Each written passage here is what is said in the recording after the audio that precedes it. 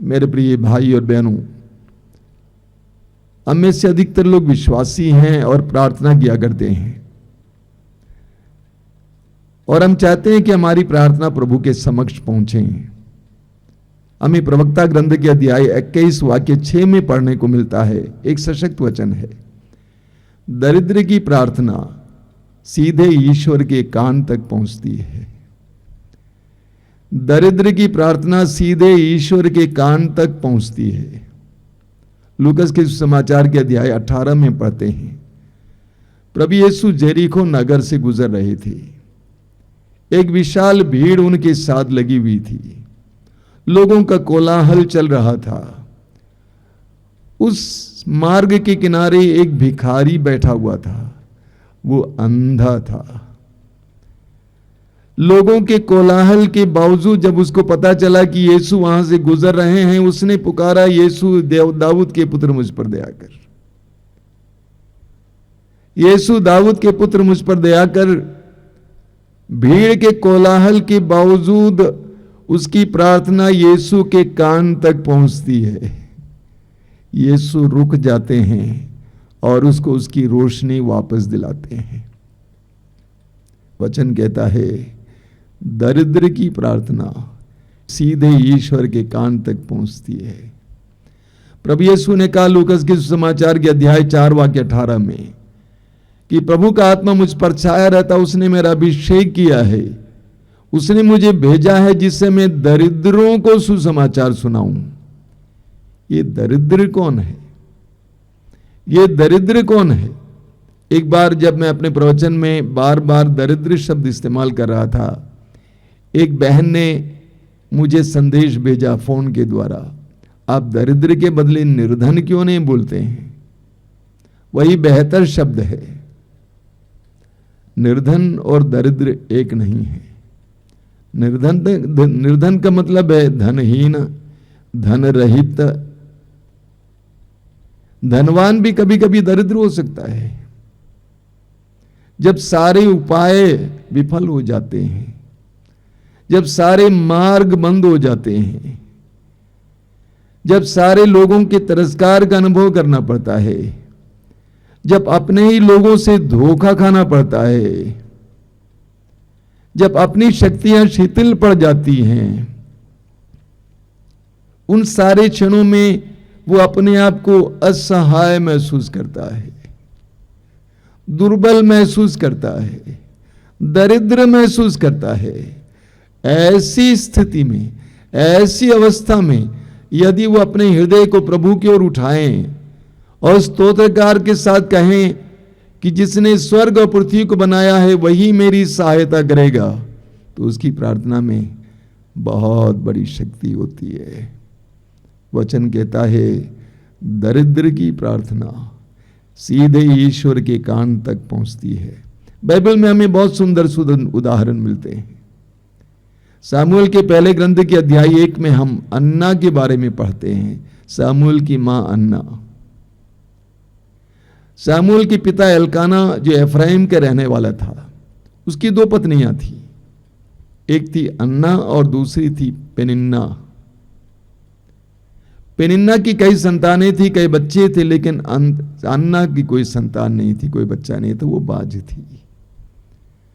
और पेनिन्ना बराबर अन्ना को चिढ़ाया करती थी, बार बार उसको चढ़ाया करती थी, इसलिए अन्ना बहुत दुखी रहती थी। हालांकि उसका पति उसको बहुत प्यार करता था।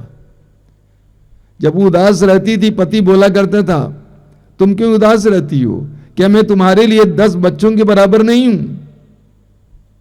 इसके बावजूद अपने सौत की निंदा से बहुत ज्यादा दुखी थी। वह इतने दुखी कि वह उस समय यहूदियों का मंदिर जो शीलो में था वहां जाती है, मंदिर में बैठ जाती है, गहराई से ईश्वर के सामने प्रार्थना करती है, अपने दर्द को ईश्वर के सामने रखती है, अपने टूटेपन को ईश्वर के सामने रखती है। इतनी गहराई से प्रार्थना करती है कि उसके होंठ हिलने लगते हैं। और उसको जवाब मिला। अगले वर्ष तक उसको एक संतान मिली, एक पुत्र मिला, उसका नाम है शमूएल। प्रभु का वचन कहता है दरिद्र की प्रार्थना सीधे ईश्वर के कान तक पहुंचती है। हमें दानियल के ग्रंथ के अध्याय 13 में पढ़ने को मिलता है सुजन्ना के बारे में। बहुत सुंदर कहानी है। सुजन्ना एक धनी नारी थी, एक बहुत ही अच्छी भक्त नारी थी, लेकिन साथ ही साथ वो बहुत सुंदर भी थी। और दो न्यायाधीश उसके साथ गलत व्यवहार करना चाहते थे, लेकिन वो उसके लिए स्वीकार नहीं करती है। इसलिए न्यायाधीशों ने उसके ऊपर दोष लगाया कि उन्होंने उसे एक युवक के साथ रमण करते हुए देखा है, व्यभिचार करते हुए देखा है। सारी भीड़ के बीच में वो अकेली खड़ी है, सभा में उसके ऊपर इल्जाम लगाया जा रहा है, दोष पर दोष लगाया जा रहा है। वो अकेली नारी उस अकेलापन में, वचन में लिखा हुआ है वाक्य 35 में, उसने स्वर्ग की ओर रोती हुई अपनी आंखों को उठाया, रोती हुई स्वर्ग की ओर आंखें उठाया। वाक्य 44 में हम पढ़ते हैं ईश्वर ने उसकी प्रार्थना सुनी, ईश्वर ने उसकी प्रार्थना सुनी और दानियल नामक एक युवक के अंदर पवित्र आत्मा का सामर्थ्य उत्पन्न किया और ईश्वर दानियल के द्वारा सुजन्ना को मृत्यु के मुंह से छुड़ा लेता है। वचन कहता है दरिद्र की प्रार्थना सीधे ईश्वर के कान तक पहुंचती है। स्तोत्रकार कहता है स्तोत्र 34 वाक्य 7 में, दीनहीन ने प्रभु की दुहाई दी और प्रभु ने उसकी सुनी। दीनहीन ने प्रभु की दुहाई दी और प्रभु ने उसकी सुनी। तोबीत के ग्रंथ में हमें तोबीत की प्रार्थना के बारे में सुनने को मिलता है। तोबीत एक धर्मी व्यक्ति थे, ईश्वर के नियमों के अनुसार जीवन जीते थे, धर्माचरण करते थे, कट्टर यहूदी थे, जिसके कारण उनको बहुत दुख झेलना पड़ा। और वचन में हम सुनते हैं कि वो अचानक अंधा बन जाते हैं। वो अंधा बन जाते हैं। एक दिन उसकी पत्नी उसको फटकारती है। वचन में लिखा हुआ अध्याय 2 उसके वाक्य 14 में, पत्नी ने उसको फटकारा और कहा, कहां है तुम्हारा भिक्षादान, कहां है तुम्हारा भिक्षादान, कहां है तुम्हारा धर्माचरण। अब पता चला कि तुम कितने पानी में हो। अपनी पत्नी से इन वचनों को सुनकर तोबीत का हृदय टूट जाता है, बहुत दुखी हो जाता है। वचन में लिखा हुआ है, मैं बड़ा दुखी होकर कराहते और आंसू बहाते हुए प्रार्थना करता रहा। मैं बड़ा दुखी होकर कराहते हुए इस तरह प्रार्थना करता रहा। तोबीत की प्रार्थना हमें तोबीत के ग्रंथ के अध्याय 3 में पढ़ने को मिलती है। उसके वाक्य 6 में हम पढ़ते हैं, तोबीत बड़ा दुखी हो गए और उन्होंने प्रार्थना की, प्रभु मैं झूठी निंदा सुनते सुनते तंग आ गया हूं, मैं बड़ा दुखी हूं, प्रभु मुझसे कष्ट दूर कर मुझे अपने शाश्वत निवास में प्रवेश करने दें। प्रभु मुझसे अपना मुख न छिपा, जीवन भर इस प्रकार का कष्ट सहते और निंदा सुनते रहने की अपेक्षा मेरे लिए मरना अच्छा है। कितनी गहराई से, उनके टूटेपन से प्रार्थना निकलती है। वचन में आगे हम पढ़ेंगे कि प्रभु ने अपने दूत राफेल को भेजकर तोबीत की आंखों को चंगा किया। इसी तरह उसी ग्रंथ में, उसी अध्याय में हम सारा के बारे में पढ़ते हैं।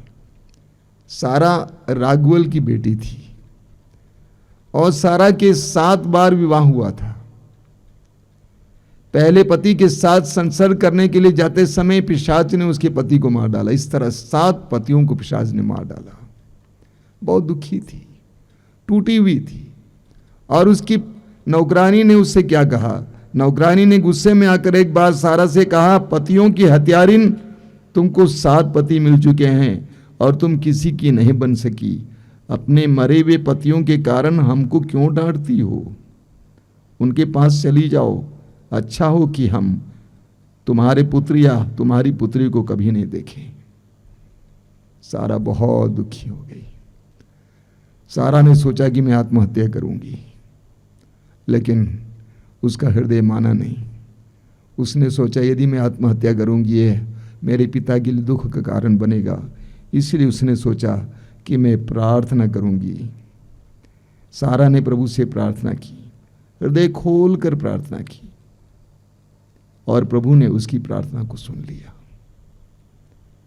उसके लिए तोबीत के बेटे तोबिया को उसके पास भेजा, और तोबिया ने उसको स्वीकार किया, उसका विवाह हुआ। मेरे प्रिय भाई और बहनों, जब हम प्रभु के सामने दरिद्र बनते हैं, अपने टूटेपन के साथ प्रभु के सामने जाते हैं, तो हमारी प्रार्थना सीधे प्रभु के कान तक पहुंचती है। वचन कहता है दरिद्र की प्रार्थना सीधे ईश्वर के कान तक पहुंचती है। मार्कुस के समाचार के अध्याय 5 की उस नारी के बारे में हम जानते हैं। मार्कुस अध्याय 5 वाक्य 25 से एक नारी के बारे में वर्णन है कि 12 वर्षों से वो रक्तस्राव से पीड़ित थी। 12 वर्षों से वो रक्तस्राव से पीड़ित थी। वचन में लिखा हुआ कि 26 में लिखा हुआ है कि वैद्यों पर वैद्य बदलने से उसकी स्थिति और गंभीर हो गई, और उसका सारा धन खर्च हो चुका था। वो पूरी तरह से दरिद्र बन गई थी, निस्सहाय बन गई थी, अशक्त बन गई थी। ऐसी स्थिति में उसके अंदर एक विश्वास जगता है, यदि मैं यीशु नाज़री के कपड़े के पल्ले को छू लूंगी मैं चंगी हो जाऊंगी। और उसके हृदय की वो प्रार्थना एक कार्य के द्वारा प्रकट हो जाती है, और उसने जाकर यीशु के कपड़े के पल्ले को छू लिया, वो चंगी हो गई पल भर में। मार्कुस के सुसमाचार के अध्याय 5 में संत मार्कुस एक नारी का वर्णन करते हैं। बार बार इनके बारे में हम बताते हैं, जो 12 वर्षों से रक्तस्राव से पीड़ित थी। वाक्य 26 में लिखा हुआ है वैद्यों पर वैद्य बदलने से उसकी दशा और गंभीर हो गई। इतना ही नहीं, उसके पास जितना धन था सारा खर्च हो चुका। ऐसी अवस्था में जब वो शून्यता तक पहुंच जाती है, जब वो खाली हो जाती है, दरिद्र बन जाती है, निस्सहाय बन जाती है, उस समय उसके हृदय में एक धारणा उमड़ पड़ती है, यदि मैं यीशु नाज़री के कपड़े के पल्ले भर को छू पाऊंगी मैं चंगी हो जाऊंगी। और उसी धारणा के साथ, उसी प्रार्थना के साथ वो जाकर यीशु के कपड़े को छू लेती है, पल भर में वो चंगी हो जाती है। वचन कहता है दरिद्र की प्रार्थना सीधे ईश्वर के कान तक पहुंच जाती है। दरिद्र की प्रार्थना सीधे ईश्वर के कान तक पहुंच जाती है। अंग्रेजी में कहा जाता है when you come to the bottom of your life, यानी जब आप अपने जीवन के अंतिम स्तर, निचले स्तर तक पहुंच जाते हैं, अपने को जीरो महसूस करते हैं, शून्य महसूस करते हैं, दुर्बल महसूस करते हैं, असहाय महसूस करते हैं, उन क्षणों में आपसे जो प्रार्थना उत्पन्न होती है वो प्रार्थना बहुत शक्तिशाली होती है। पेतरुस का उदाहरण लीजिए। मत्ती के समाचार के अध्याय 14 में पढ़ते हैं कि पेतरुस प्रभु के आदेश के अनुसार पानी पर चल रहा था, लेकिन उसके अंदर शंका उत्पन्न हो गई, संदेह उत्पन्न हो गया, और वो डूबने लगा। और उस डूबती अवस्था में प्रभु को पुकारता है, कहता है कि प्रभु मुझे बचाइए। प्रभु ने हाथ बढ़ाकर उसको बचा लिया। दरिद्र की प्रार्थना सीधे ईश्वर के कान तक पहुंचती है। मेरे प्रिय भाई और बहनों, जब तक हम अपने को संपन्न मानते हैं, शक्तिशाली मानते हैं, तब तक हमारी प्रार्थनाएं दुर्बल होती हैं। लेकिन जब आप ईश्वर के सामने अपने आप को छोटा मानते हैं, अपनी निस्सहाय अवस्था को महसूस करते हैं, अपने में शून्यता महसूस करते हैं, अपने में महसूस करते हैं कि मैं अकेला हूं, तिरस्कृत हूं, मेरे पास दूसरा कोई उपाय नहीं है, सारे मार्ग बंद हैं। इस तरह जब आप दरिद्र बन जाते हैं, छोटा बन जाते हैं, उस समय हमारी प्रार्थना शक्तिशाली होती है। बार बार याद रखना इस वचन को। दरिद्र की प्रार्थना सीधे ईश्वर के कान तक पहुंचती है। आइए हम प्रार्थना करें। अपनी आंखें बंद कीजिए। पेतरुस अपने पहले पत्र के अध्याय 5 में कहते हैं, अपने को सर्वशक्तिमान के सामने नम्र बनाए रखें, समय आने पर वह आपको ऊपर उठाएगा। प्रभु हमें अपनी निस्सहाय अवस्था को महसूस करने की कृपा दीजिए। प्रभु हमें छोटा बनाइए। तूने कहा बच्चों को मेरे पास आने दो। तेरे वचन में लिखा हुआ है, दरिद्र की प्रार्थना सीधे ईश्वर के कान तक पहुंचती है। मैं दुर्बल हूं प्रभु, मैं कमजोर हूं प्रभु। मैं कितनी बार अपने में निस्सहाय अवस्था महसूस करता हूं। मैं कभी टूट जाता, निराश हो जाता हूं। ऐसी अवस्थाओं में तेरी ओर अपनी आंखें उठाने की कृपा देना। स्तोत्रकार कहता है, मैं अपनी आंखें पर्वतों की ओर उठाता हूं। क्या वहां से मुझे सहायता मिलेगी? जिसने स्वर्ग और पृथ्वी को बनाया है वही मेरी सहायता करेगा। मैं तुझ पर भरोसा रखता हूं। धन्यवाद यीशु। तेरी स्तुति, तेरी महिमा, तेरी आराधना।